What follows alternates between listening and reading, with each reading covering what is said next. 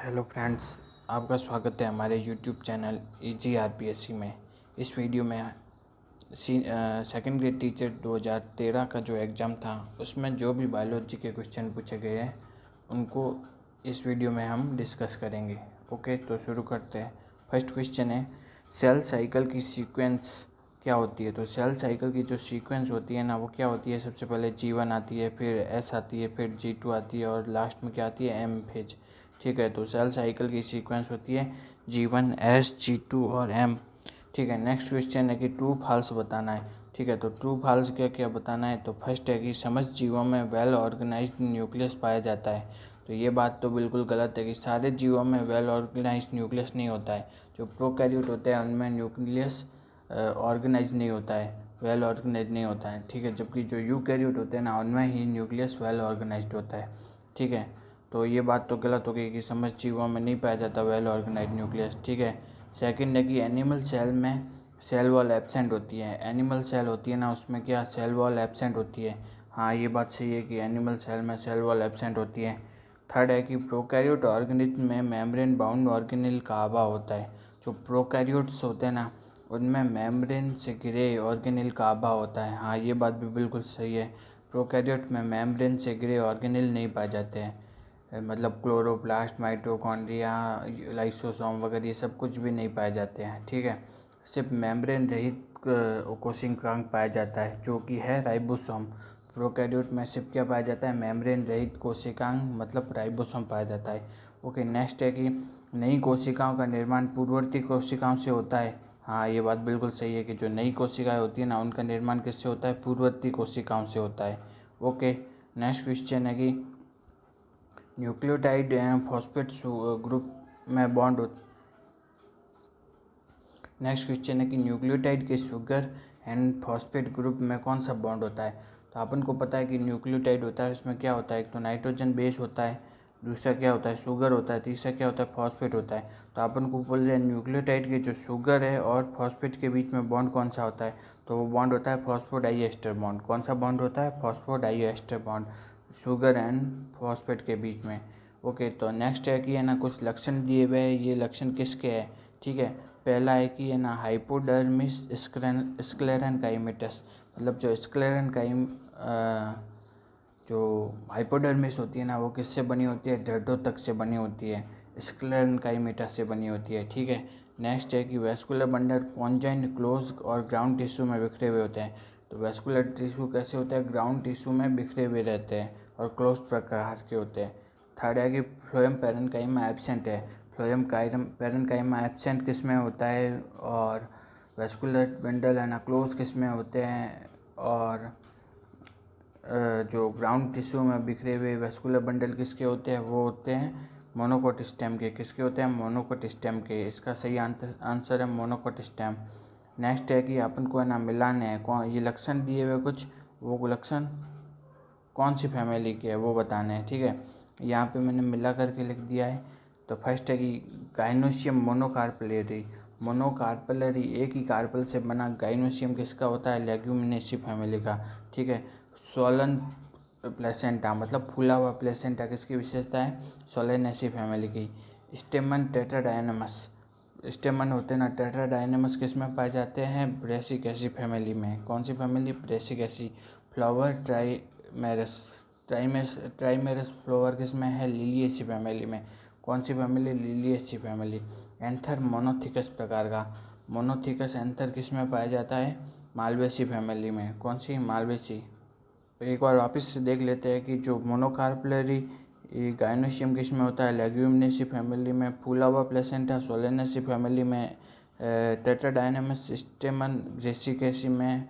ट्राइमेरस flower Liliaceae family में। Monothecous anther Malvaceae family में। Okay, next question है कि वाष्पोत्सर्जन होता है ना पादपों में, तो वाष्पोत्सर्जन के कार्य क्या होते हैं। तो वाष्पोत्सर्जन के कार्य क्या क्या होते हैं, वाटर का अपटेक करता है, वाष्पोत्सर्जन के कारण ही वाटर का अपटेक करते पाते हैं प्लांट। ठीक है, मिनरल का अपटेक कर पाते हैं, वाटर के साथ साथ मिनरल भी आता है। ठीक है, कूलिंग और लीव्स, वाष्पोत्सर्जन का जो मेन कार्य है ना, वो क्या है, कूलिंग ऑफ लीव्स, मतलब जो पत्तियों को कूलिंग करता है वाष्पोत्सर्जन के कारण। ठीक है, तो ये वाष्पोत्सर्जन का मेन कारण है, कूलिंग ऑफ लीव्स, ठीक है।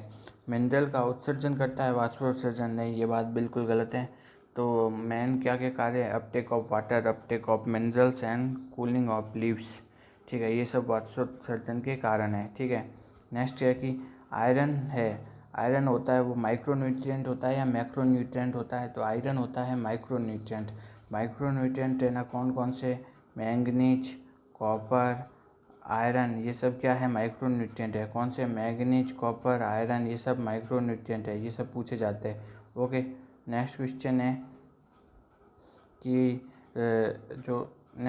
है कि जो रिएक्शन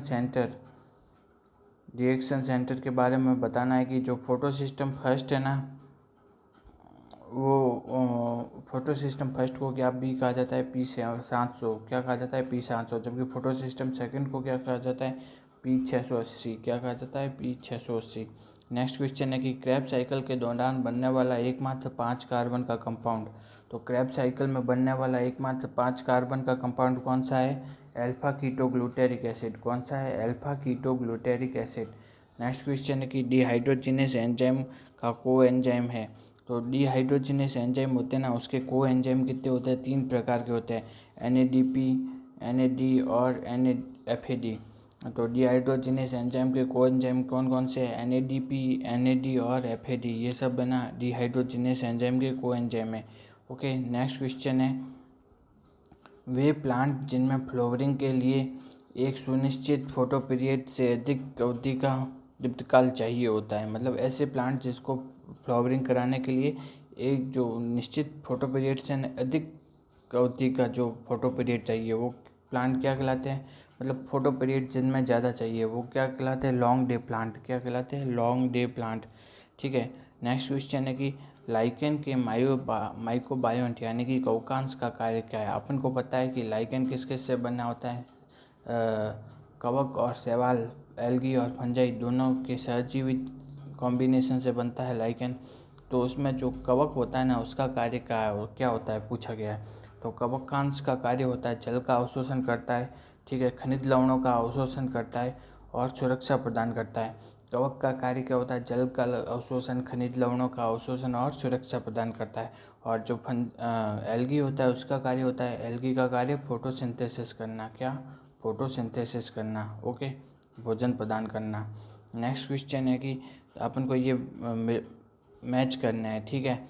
तो पार्टिकुलेट मैटर होता है ना, वो किससे संबंधित है, इलेक्ट्रोस्टैटिक प्रेसिपिटेटर से, किससे, इलेक्ट्रोस्टैटिक प्रेसिपिटेटर से, ठीक है। ओजोन का डिप्लेशन होता है, ओजोन का में परत में छेद किसके कारण होता है, CFC के कारण, ठीक है।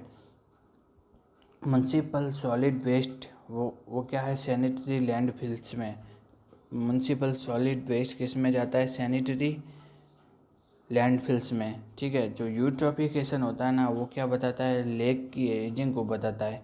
तो यूट्रोफिकेशन किसको बताता है, लेक्स होती है, झील, उसकी एजिंग को बताता है, ठीक है। तो पार्टिकुलेट मैटर को किससे पता कर सकते हैं, इलेक्ट्रोस्टैटिक प्रेसिपिटेटर से। ओजोन के डिप्लेशन किसके कारण होता है, CFC के कारण। म्युनिसिपल सॉलिड वेस्ट के कहाँ जाता है, सैनिटरी लैंडफिल्स में। और यूट्रोफिकेशन किसको बताता है, लेक्स की एजिंग को, झील की एजिंग को बताता है, ठीक है। नेक्स्ट क्वेश्चन है कि कौन सी green house gas global warming में मैक्सिमम योगदान होता है। तो ऐसी कौन सी ग्रीन हाउस गैस है जिसका योगदान मैक्सिमम है, वो है CO2 का योगदान मैक्सिमम है। नेक्स्ट क्वेश्चन है कि कार्डियक मसल फाइबर होते हैं, तो कार्डियक जो मसल फाइबर होते हैं ना, वो रेखित और अनैच्छिक होते हैं।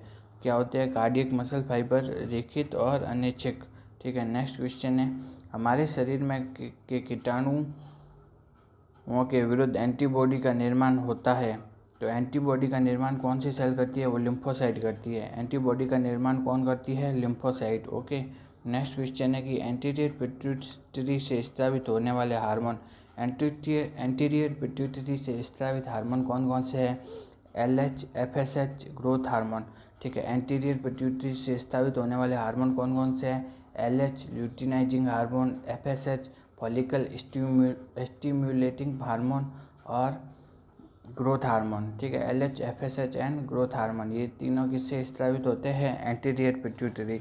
अगर आपन से पूछ लिया कि पोस्टीरियर पिट्यूटरी से कौन से हार्मोन स्रावित होते हैं, तो पोस्टीरियर पिट्यूटरी से होते हैं एक तो ऑक्सीटोसिन और दूसरा वेसोप्रेसिन। वेसोप्रेसिन और ऑक्सीटोसिन, ठीक है। वेसोप्रेसिन को क्या भी कहा जाता है? ADH hormone, anti diuretic hormone, ठीक है। तो पोस्टीरियर पिट्यूटरी से स्रावित होते हैं ऑक्सीटोसिन और वेसोप्रेसिन। एंटीरियर पिट्यूटरी से स्रावित होते हैं LH और FSH, ठीक है। नेक्स्ट क्वेश्चन है कि मेंढक का वीनस सिस्टम मैमल्स के वीनस सिस्टम में से किसकी प्रेजेंट के कारण डिफरेंट होता है? मतलब मेंढक का जो रीनल सिस्टम है ना, उसमें ऐसा क्या मेंढक का जो वीनस सिस्टम है उसमें ऐसा क्या पाया जाता है जो कि मैमल्स के वीनस सिस्टम में नहीं पाया जाता है? तो वो पाया जाता है रीनल पोर्टल सिस्टम। मेंढक में क्या पाया जाता है? रीनल पोर्टल सिस्टम पाया जाता है, ठीक है। ये मैमल्स में नहीं पाया जाता है रीनल पोर्टल सिस्टम, ठीक है। नेक्स्ट क्वेश्चन है कि ह्यूमन आई का वह रीजन जहाँ से ऑप्टिक नर्व निकलती है, तो ह्यूमन आई का वह रीजन कौन सा है किससे ऑप्टिक नर्व निकलती है? ऑप्टिक नर्व निकलती है ब्लाइंड स्पॉट से। कहाँ से निकलती है? ब्लाइंड स्पॉट से, ठीक है। हिमोजोइन नामक पदार्थ जो कि मलेरिया से पीड़ित मनुष्य में ठिठुरन तथा हाई फीवर के लिए उत्तरदायी होता है, उसे रिलीज किया जाता है। तो हिमोजोइन पदार्थ है ना, वो किससे रिलीज होता है? वो रप्चर आरबीसी से। मतलब जो आरबीसी जब रप्चर हो जाती है ना, वो किसका स्रावन करती है? हीमोजोइन का। और ये किस रोग में होता है? ये होता है मलेरिया रोग में, ठीक है। नेक्स्ट क्वेश्चन है कि कॉकरोच के मुखांग होते हैं, तो कॉकरोच के जो मुखांग होते हैं ना, वो बाइटिंग एंड च्यूइंग टाइप के होते हैं, बाइटिंग और च्यूइंग टाइप के, ठीक है। नेक्स्ट क्वेश्चन है कि जो नेचुरल सिलेक्शन के सिद्धांत के अनुसार नेचुरल सिलेक्शन जीवों में उत्पन्न होने वाले फेवरेबल एवं, ठीक है, नेचुरल सिलेक्शन जीवों में उत्पन्न होने वाले फेवरेबल एवं यूजफुल वेरिएशन पर प्रभाव डालता है। ओके, नेक्स्ट क्वेश्चन है कि एलोपैट्रिक स्पेसिएशन होता है, तो एलोपैट्रिक स्पेसिएशन होता है ना, वो किसके कारण होता है? पॉपुलेशन के जियोग्राफिकली सेपरेट होने से नई जाति का उत्पत्ति होना। एलोपैट्रिक स्पेसिएशन में क्या हो जाते हैं? दो कोई पॉपुलेशन है वो जियोग्राफिकली रूप से एक दूसरे से सेपरेट हो जाती है और फिर उनसे ना दो अलग अलग पॉपुलेशन का निर्माण हो जाता है। यही क्या है? एलोपैट्रिक स्पेसिएशन है, ठीक है। एलोपैट्रिक स्पेसिएशन में क्या होता है? कोई भी पॉपुलेशन के जीव होते हैं ना, वो जियोग्राफिकली रूप से सेपरेट हो जाते हैं और नई पॉपुलेशन का निर्माण हो जाता है। ओके, नेक्स्ट क्वेश्चन है हीमोफीलिया रोग है, तो हीमोफीलिया रोग क्या है? सेक्स लिंग यानी लिंग संलग्न रोग है। एक्स लिंक रिसेसिव रोग है, एक्स लिंक रिसेसिव, ठीक है। हीमोफीलिया रोग क्या है? एक्स लिंक रिसेसिव, लिंग संलग्न रोग है। ओके, नेक्स्ट क्वेश्चन है रिकॉम्बिनेंट डीएनए टेक्नोलॉजी के बायोलॉजिकल टूल है। रिकॉम्बिनेंट डीएनए टेक्नोलॉजी होती है ना, उसके जो बायोलॉजिकल टूल कौन कौन से हैं? तो रेस्ट्रिक्शन एंडोन्यूक्लियस एंजाइम है, रेस्ट्रिक्शन एंडोन्यूक्लियस एंजाइम वेक्टर है और कॉम्पिटेंट होस्ट है। रेस्ट्रिक्शन एंडोन्यूक्लियस क्या करता है? डीएनए को कट करने का काम करता है। वेक्टर्स डीएनए को किसी होस्ट में एंटर कराने का काम करता है और कॉम्पिटेंट होस्ट मतलब जिसमें कि डीएनए को एंटर कराया है अपन ने, ठीक है। नेक्स्ट क्वेश्चन है कि ड्रोसोफिला में लाल आई और वाइट आई पर प्रभावी है। जो रेड आई है ना, वो वाइट आई पर प्रभावी है। तो रेड आई का क्रॉस वाइट आई से कराने पर F2PD में कुल 12 प्राणी प्राप्त होते हैं। कितने होते हैं? 12। तो उनमें से वाइट आई वाले प्राणियों की संख्या है, तो कुल कितने प्राप्त हुए? 12 प्राप्त हुए, ठीक है। अपन को पता है F2 में फिनोटिपिक रेशो क्या होता है? 3:1 होता है, ठीक है। कुल कितने प्राप्त हुए? 12, ठीक है। और यहाँ पे अगर अपन देखें तो कितने प्राप्त होंगे रेशो से? 3 + 1 4, तो 4 है कुल। और उसमें से अपन को पूछा है वाइट आई वाले यानी रिसेसिव वाले पूछा है, तो वाइट आई रिसेसिव कितने हुए? 1, तो 1/4 × 12, तो कर देंगे कितना आ जाएगा? 3 आ जाएगा आंसर। कितना आएगा? 3। तो वाइट आई वाले जीवों की संख्या कितनी है? 3 है। ओके, नेक्स्ट क्वेश्चन है स्पंज होते हैं ना, स्पंज वो कैसे होते हैं, सम्मित होते हैं। स्पंज कैसे होते हैं, सम्मित होते हैं, ठीक है। स्टारफिश होती है वो रेडियली सम्मित होती है, रेडियली सिमेट्रिक होती है, ठीक है। केकड़ा होता है, केकड़ा क्या होता है, आर्थ्रोपोड होता है, वो क्या है, बाइलेटरली सिमेट्रिक है, बाइलेटरल सिमेट्रिक, द्विपार्श्व सम्मित है। ओके, नेक्स्ट क्वेश्चन है कि ह्यूमन में किस प्रकार का प्लेसेंटा पाया जाता है। तो ह्यूमन में किस प्रकार का प्लेसेंटा पाया जाता है, हीमोकोरियल मेटाडिस्कोइडल प्रकार का। ह्यूमन में किस प्रकार का प्लेसेंटा पाया जाता है, हीमोकोरियल मेटाडिस्कोइडल प्रकार का।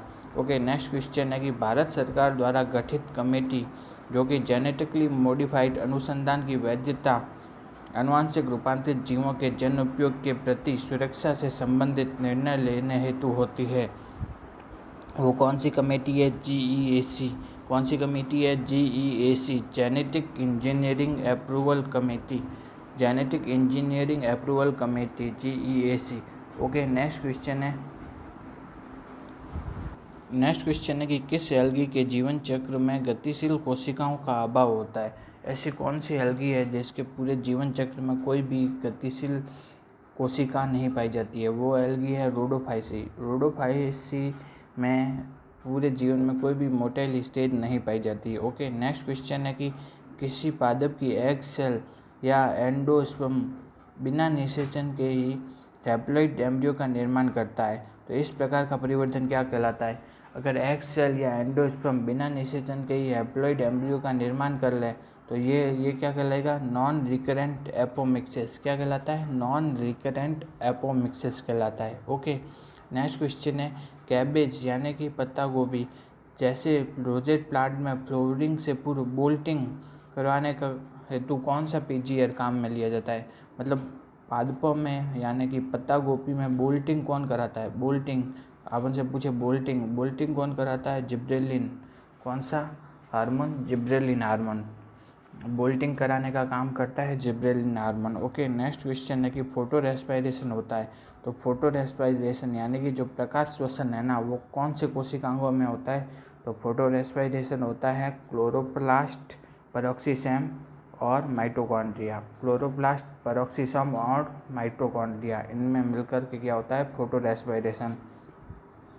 ओके, नेक्स्ट क्वेश्चन है कि अर्थवर्म में फॉरेस्ट ऑफ नेफ्रिडिया क्या है। जो अर्थवर्म होता है ना उसमें फॉरेस्ट ऑफ नेफ्रिडिया क्या होता है, तो वो क्लाइटेलर सेगमेंट में present integumentary nephridia, clitellar segment में प्रेजेंट इंटेग्यूमेंट्री नेफ्रिडिया होता है, वही क्या कहलाता है, फॉरेस्ट ऑफ नेफ्रिडिया। वे अंग जो उत्पत्ति में तो समान होते हैं परंतु कार्य में भिन्न भिन्न होते हैं। उत्पत्ति में समान लेकिन कार्य में भिन्न भिन्न, वो अंग क्या कहलाते हैं, होमोलोगस यानी कि समजात। क्या कहलाते हैं, होमोलोगस। उत्पत्ति में तो समान परंतु कार्य में भिन्न, क्या कहलाते हैं, होमोलोगस या समजात। ठीक है, नेक्स्ट है कॉर्डेट के करेक्टरिस्टिक फीचर जो कि उनकी लाइफ साइकिल के किसी न किसी स्टेज में ज़रूर पाए जाते हैं। मतलब ऐसे कौन से करेक्टरिस्टिक फीचर है जो कि कॉर्डेट में पाए जाते हैं, मतलब वो फीचर प्रेजेंट है तभी अपन वो क्या कहेंगे कि ये कॉर्डेट है। तो वो है नोटोकॉर्ड, नोटोकॉर्ड चाहिए, ठीक है, कॉर्डेट होने के लिए। ठीक है, ग्रसनी क्लोम दरार है, ग्रसनी क्लोम दरार है ना, वो भी चाहिए होती है नोटोकॉर्ड होने के लिए, ठीक है, कॉर्डेट होने के लिए। ठीक है, नेक्स्ट है कि डोर्सल ट्यूबुलर नर्वस सिस्टम। तो अपन को पता है कि जो कॉर्डेट होते हैं ना उसमें जो नर्वस सिस्टम होता है ना वो डोर्सल होता है और ट्यूबुलर होता है, मतलब होलो होता है। जबकि जो अपन बोले कि नॉन कॉर्डेट होते हैं उनमें जो नर्वस सिस्टम होता है ना वो क्या होता है, वेंट्रल होता है, वेंट्रल होता है और ठोस होता है, मतलब होलो नहीं होता अंदर से। ठीक है, तो नोटोकॉर्ड, ग्रसनी क्लोम दरार है, डोर्सल ट्यूबुलर नर्वस सिस्टम, ये सब चाहिए कॉर्डेट होने के लिए। ओके, नेक्स्ट क्वेश्चन है ब्लास्टोपोर पाया जाता है। तो ब्लास्टोपोर किस में पाया जाता है, गैस्ट्रुला स्टेज में। किस में पाया जाता है, गैस्ट्रुला स्टेज में। ओके, तो ब्लास्टोपोर होता क्या है, जो आर्केंटेरॉन होती है ना, आर्केंटेरॉन का जो क्या होती है ओपनिंग, आर्केंटेरॉन का जो ओपनिंग का छिद्र होता है उसको ही क्या कहा जाता है, ब्लास्टोपोर। ठीक है, ब्लास्टोपोर कौन सी स्टेज में पाया जाता है, गैस्ट्रुला स्टेज में। कौन सी, गैस्ट्रुला। नेक्स्ट क्वेश्चन है कि डीएनए का बैक्टीरियोफेज द्वारा एक बैक्टीरिया से दूसरे बैक्टीरिया में ट्रांसफ़र क्या कहलाता है, ट्रांसडक्शन। तो बैक्टीरियोफेज द्वारा डीएनए का एक बैक्टीरिया से दूसरे बैक्टीरिया में जो ट्रांसफ़र होता है वो कहलाता है ट्रांसडक्शन। ओके, नेक्स्ट क्वेश्चन है, किस बैक्टीरिया का दूध का फर्मेंटेशन करने पर इंडियन कर्ड पर प्राप्त होता है? तो ऐसे कौन से बैक्टीरिया है जो कि दूध का फर्मेंटेशन करके इंडियन कर्ड बना देते हैं? वो है बैक्टीरिया लैक्टोबैसिलस और स्ट्रेप्टोकोकस। कौन से बैक्टीरिया है? लैक्टोबैसिलस और स्ट्रेप्टोकोकस बैक्टीरिया। ठीक है, नेक्स्ट क्वेश्चन है कि extra chromosomal self replicating circular DNA found in bacteria. Extra chromosomal self replicating circular DNA found in bacteria क्या है? प्लाज्मिड।